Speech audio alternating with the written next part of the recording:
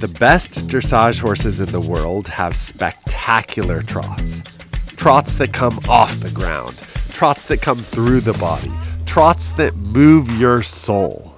But the thing is, they didn't always trot this way. She says, shorten up my reins, and then I sit, and then I create suspension. And now look for the contact, look for the contact. Look for the contact a little bit quicker. And then I slow down, soften my hand, give leg, give leg. And again, relax the hand, touch it. Very good. Okay. I'm going to show you guys how I evaluate these 3 young horses today. I'm going to start out today with Empress. Empress is kind of the sweetheart of this group. I said that a few times on my channel, but she's really a sweet horse. And I think she has quite a lot of potential for the trot. Empress. Empress. Good girl. What I immediately think when I see Empress move is that this horse is going to be very talented for the piaffe passage. The way, the mechanic of the gait is such that she can find steady rhythm whether she's going forward or coming back at the gait. And even just before a downward transition, she's finding true, rhythmic, quick hind legs. Next up we have Baloo. Baloo is the prodigy of the bunch. I'm excited about Baloo actually because of his breeding. He is related to one of the best horses in the barn, Baloo, and he reminds me of him a lot actually. So it'll be cool to kind of see like what do those bloodlines look like trained. Baloo is almost at Grand Prix, and then be able to see like in this one what it would look like as a 3-year-old and potentially be something that down the road this one would look like that trained one.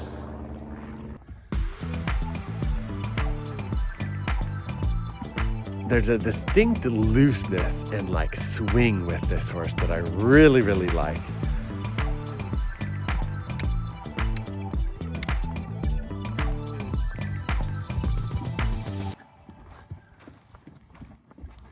What I've learned more than anything is that this is not a science, that there is no exact way to predict if this 3-year-old is going to have this trot in the future. But what I will say is that it's important to follow your gut. It's important to follow that feeling inside of you and trust it. And along with that, there are things that we can look at in horses, in the way that they move, their mechanics, that can be kind of indicators of what they can be like down the road. And on top of that, it's also important to look at their bloodlines to kind of figure out a little bit, what do these horses generally look like as young horses?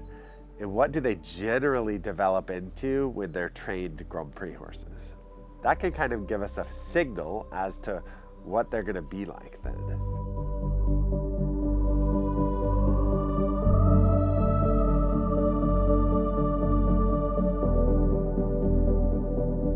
If you look at Baloo's passport, it's really, really special, especially to me. He is by Bloomberg, which is a bon cur, and on the mother line, it's Dawn Index. If you guys remember on this channel, I had Dom, and Dom was a Dawn Index, and I now have Bodo. And so it's fun to be able to see these 2 spectacular horses that I've personally ridden, and then you start to connect the dots in terms of the blood and how it all comes together. I loved the feeling on Dom. The trot was always spectacular and I was always talking about it. And on Bodo, he's one of the best horses I've ever sat on. And so this passport to me means that this horse is going to develop really, really well. Okay, now we have Divine. Divine is the last of these 3-year-olds that we'll evaluate today. He is what we call our rock, our steady one. Okay, so Divine is like a little bit of a mix between the other 2. He's a little more compact than Baloo, but not as compact as Empress. And you see the hind leg is rhythmic, but probably not as active as Empress. Now, one thing that's really tricky in evaluating these horses is like, it's not necessarily just given that if a horse has a slower hind leg that it won't go Grand Prix. I've known many horses through my career that have had not as good hind legs, and because of their mind, because of their trainability, because of their top line, because of other factors, are able to perform at Grand Prix and become really competitive horses, like Olympic level horses.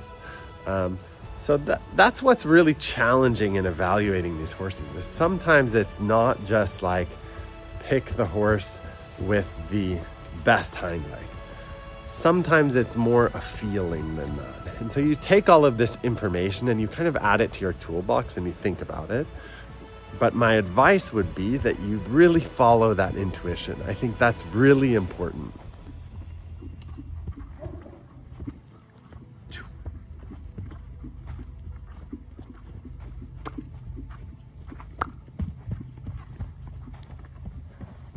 Thanks for watching this video. If you guys like these kind of videos, don't forget to subscribe to the channel and click the notifications bell. That way you'll get notified when I post a new video.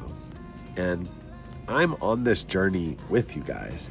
Like, I'm excited about learning about these things. And the coolest part about horsemanship is that it's this kind of endless journey.